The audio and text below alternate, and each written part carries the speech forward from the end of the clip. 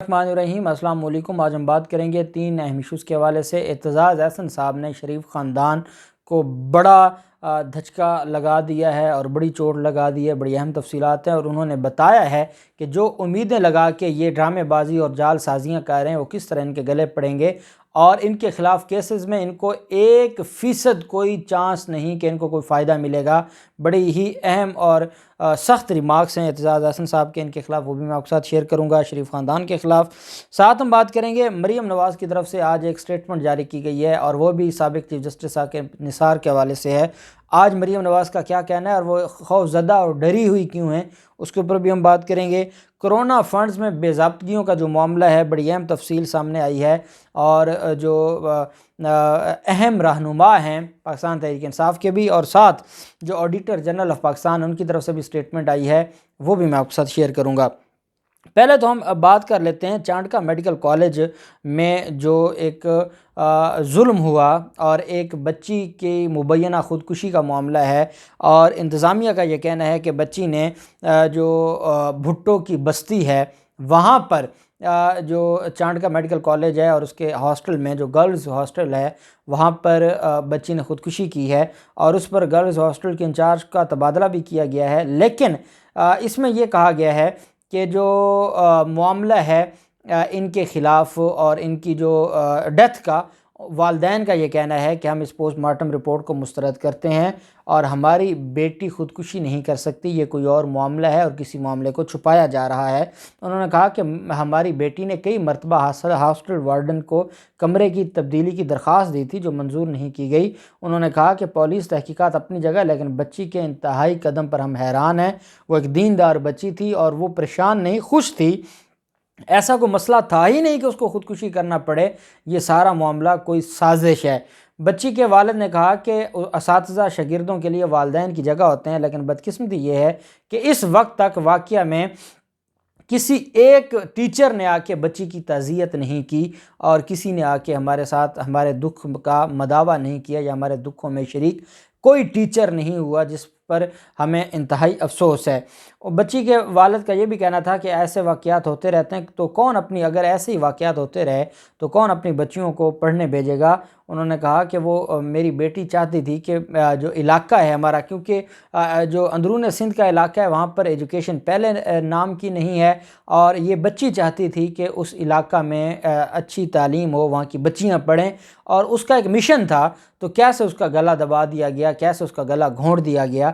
یہ ایک ایسا معاملہ ہے، جب تک کیمیکل ایگزامینیشن رپورٹس نہیں آتی کچھ بھی نہیں کہا جا سکتا۔ ان کے والد نے کہا کہ بیٹی کی لاش کو رسی سے لٹکا اور پاؤں ٹیبل پر دیکھ کر ہی شک شبہات پیدا ہو گئے تھے۔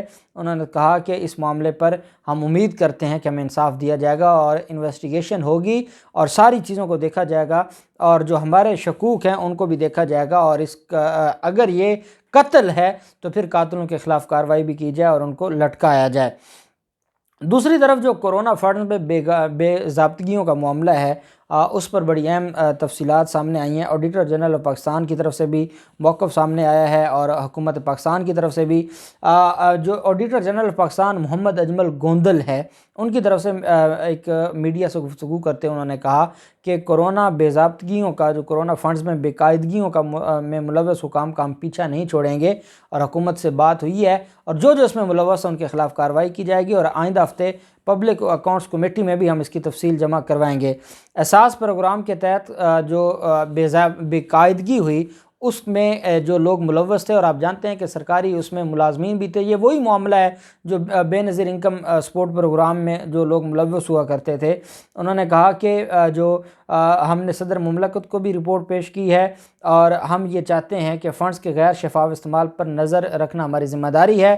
اور جو اجمل گوندل نے کہا کہ 40 ارب روپے کی بے ضابطگیوں کا انکشاف ہوا ہے صرف کرونا فنڈز کے حوالے سے، اور اس میں یہ کہا گیا ہے کہ جو رپورٹ ہے اس میں یہ کہا گیا کہ اشیاء کی خریداری میں قوانین کی خلاف ورزی کی گئی، माली बद इंतज़ामी पाई गई। बे नज़ीर इनकम सपोर्ट प्रोग्राम में 25 अरब रुपए की बेज़ाब्तियाँ हुई। यूटिलिटी स्टोर्स पर गैर मियारी आटे की ख़रीदारी समेत 5.2 अरब रुपए की बेज़ाब्तियाँ हुई। और NDMA में 4.8 रुपए के अखराजात में जो है वो गड़बड़ हुई। कोरोना अखराजात से मुतल्लिक़ ऑडिटर जनरल की रिपोर्ट में यह भी कहा गया कि सरकारी मुलाजमीन, बीमा शुदा अफराद और EOBI के पेंशनर्स पैसे तकसीम हुए, उनमें वेंटिलेटर्स की ख़रीदारी खिलाफ ज़ाब्ता की गई और बाकी भी उन्होंने काफ़ी डिटेल दी है। ये लंबी रिपोर्ट है। अच्छा, इसमें एक बात आपने याद रखनी है कि ये जो 40 अरब रुपए की बेज़ाब्तियाँ हैं ये पूरे पाकिस्तान की बात हो रही है और उसमें स्पेशली जो इसमें हिस्सा है वो सिंध का है। उसकी वजह यह है कि ये मामला पहले सुप्रीम कोर्ट ऑफ पाकिस्तान में भी उठा था और सुप्रीम कोर्ट ऑफ पाकिस्तान ने कहा कि जितना कोरोना फंड्स आपके पास आया है, अगर आपका उसका तीसरा हिस्सा भी लगा देते तो पूरे सिंध में आप लोग खुशहाली और तरक्की की राह हमवार कर सकते थे, लेकिन आप लोग कोरोना के नाम पर जो फंड्स है वो भी हड़प कर गए, एजुकेशन के नाम पर जो फंड्स है वो भी अब हड़प कर गए।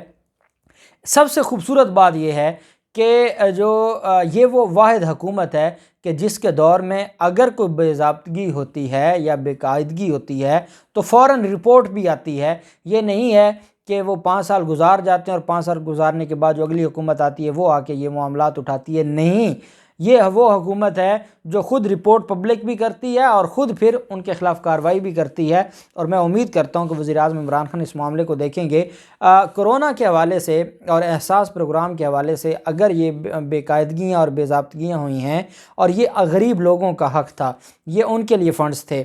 और हमने देखा कि जब कोरोना के दिन थे तो कई लोग कहानियाँ सुनाते थे कि फ़लाँ अफसर ने, फ़लाँ ज़मींदार ने, फ़लाँ बिज़नेसमैन ने भी अप्लाई किया, उसको भी 12,000 किसी को मिला, किसी को कुछ मिला, किसी को कुछ मिला।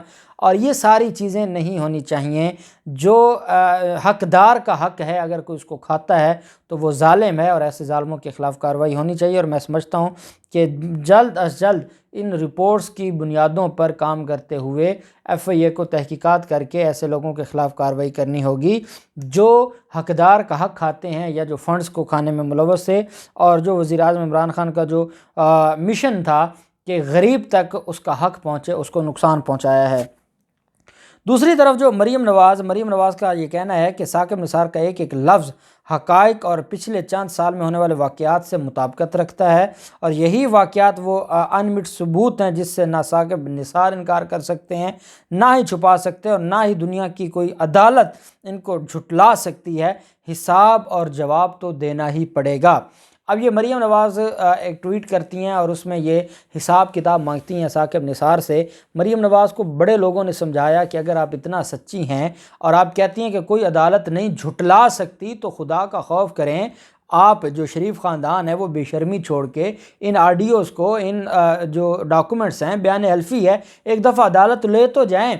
आप अदालत लेके जाएंगे तो अदालत उनको मंजूर करेगी या झुटलाएगी। जब आप अदालत लेके ही नहीं जाते तो अदालत क्या उनको झुटलाएगी। और आपको इस बात का अंदाज़ा है। और ये जो बात की है एतजाज़ अहसन साहब ने, आप जानती हैं, आपके वकला ने भी आपको बताया है कि इस ऑडियो की, इस बयान हल्फी की कानून की नज़र में कोई हैसियत नहीं है।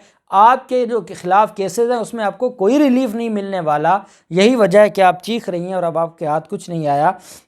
जो एतजाज़ अहसन साहब हैं उन्होंने कहा कि जो शरीफ फैमिली को अदालत से क्या सवाल ये पूछा गया कि ये ऑडियो लीक आ गई या बयान हल्फी आ गया, क्या शरीफ फैमिली को अदालत से कोई रिलीफ मिल सकता है। तो एतजाज़ अहसन साहब ने कहा कि कालम लिखे जाएंगे, सुर्खियाँ लग जाएंगी, कानून की निगाह में इसकी कोई वक़्त नहीं है। और यही वजह है कि ये अदालत में नहीं लेके गए, ये मीडिया में लेकर आए हैं ताकि कालम लिखे जाएं और सुर्खियाँ लग जाएं और इसकी कानून में कोई हैसियत नहीं है। एतजाज़ अहसन ने कहा कि कानून की नज़र में ऐसे किसी बयान हल्फी या ऑडियो टेप की कोई अहमियत नहीं है। अहमियत इस वक्त की है जब ये मुद्दई बने, अदालत में पेश होकर हलफनामा पेश करें और अदालत में इन दस्तावेज़ात पर जिरा हो। जब ये अदालत में पेश ही नहीं करते तो कैसे कहा जा सकता है कि वो दुरुस्त है या गलत है। जब ये अदालतों में अपने पास जो सबूत हैं ان کے اندر اتنا کانفیڈنس ہی نہیں ہے کہ اگر یہ ان کو درست سمجھتے ہیں تو کریں عدالتوں میں پیش کر کے یہ خود 164 کی سٹیٹمنٹ ریکارڈ کروائیں اور عدالت کے سامنے بیان دیں کہ جناب یہ سٹیٹمنٹ ہم ریکارڈ کروانا چاہتے ہیں۔ 164 کی سٹیٹمنٹ ریکارڈ ہو جائے گی، ریکارڈ ہونے کے بعد دوسرا جو فریق ہے پروسیکیوشن وہ اس کے اوپر جرح کرے گی، سرکار جرح کرے گی، اور پھر پتہ چلے گا کہ دودھ کا دودھ اور پانی کا پانی ہوتا ہے کہ نہیں ہوتا ہے۔ اعتزاز احسن صاحب نے کہا یہ کبھی بھی ایسا نہیں کریں گے۔ اعتزاز احسن صاحب نے کہا کہ سابق چیف جج گلگت بلتستان عدالت پیش نہیں ہوتے، وہ وہاں اگر بیان نہیں دیتے، اس پر جرح نہیں ہوتی، تو ایسے کسی بھی بیان حلفی کی کوئی وقت نہیں ہے۔ جرح کے بعد بھی متضاد بیان دیے جائیں، پورا ایک عدالتی کارروائی ہوتی ہے، اس کی اہمیت ہوتی ہے، عدالتی کارروائی کے علاوہ کسی بھی بیان کی کوئی اہمیت نہیں ہوتی۔ اعتزاز احسن سے یہ سوال کیا گیا کہ نون لیگ یہ سب عدالتوں کو دباؤ میں ڈالنے کے لیے کہہ رہی ہے، تو انہوں نے کہا ارشد ملک اور دیگر ٹیپ نون لیگ آج ہی عدالت میں پیش کرے، عدالت میں نواز شریف کل ہی بری ہو جائیں گے۔ یہ لوگ ثبوت پیش نہیں کرتے، کیوں پیش نہیں کرتے؟ کیونکہ ان کے ثبوت ہی جعل سازی پر مبنی ہیں، کیونکہ یہ لوگ جعل سازی کی پیداوار ہیں، جعل ساز کمپنیاں انہوں نے بنائی ہوئی ہیں، جعل سازی کا انہوں نے یہ گڑھ بن چکے ہیں جعل سازی کا، اس وجہ سے یہ کبھی ایسی چیزیں نہیں عدالتوں میں پیش کریں گے۔ عدالت میں جب کوئی ڈاکومنٹ پیش کیا جاتا ہے اور وہ فیبریکیٹڈ ہو اور وہ ثابت ہو جائے کہ وہ جعل سازی ہے، تو اعتزاز احسن صاحب نے کہا کم از کم 7 سال کی سزا ہے۔ پہلے ان کو سزا ملنی چاہیے تھی، قطری خط اور وہ جو کیلبری فونٹ تھا اس کی بنیاد پر وہ نہیں ملی، لیکن اگر یہ بیان حلفی کا معاملہ، اور اعتزاز احسن صاحب نے کہا یہ نہ لے کے جائیں عدالت میں، توہین عدالت کی کارروائی تو ہے نا ان کے خلاف، اور عدالت نے خود کہا اسلام آباد ہائی کورٹ نے کہ یہ عدالتوں میں پینڈنگ کیسز میں پر اثر انداز ہونا چاہتے ہیں، تو اس توہین عدالت میں دودھ کا دودھ اور پانی کا پانی ہو جائے گا۔ اگر توہین عدالت میں ان کو سزا ہو جاتی ہے تو اس کا مطلب یہ ہے کہ یہ ثابت ہو گیا کہ بیان حلفی جھوٹا ہے، کیونکہ جو توہین عدالت کی کارروائی ہے اس میں بھی ایویڈنس ہوتی ہے، اس میں بھی جرح ہوتی ہے، اور اگر سزا ہوگی تو اس کا مطلب یہ ہے کہ یہ بات ثابت ہوگی کہ وہ بیان حلفی جھوٹا ہے، نواز شریف اور مریم نواز جھوٹی ہیں اور ان کے خلاف کارروائی ہوگی۔ دیکھتے ہیں اب ان معاملات میں کیا ہوتا ہے، جو بھی تفصیلات ہوگی آپ کے ساتھ شیئر کرتے رہیں گے۔ اللہ پاک پاکستان کا حامی و ناصر ہو۔ بہت شکریہ، اللہ حافظ، پاکستان زندہ باد۔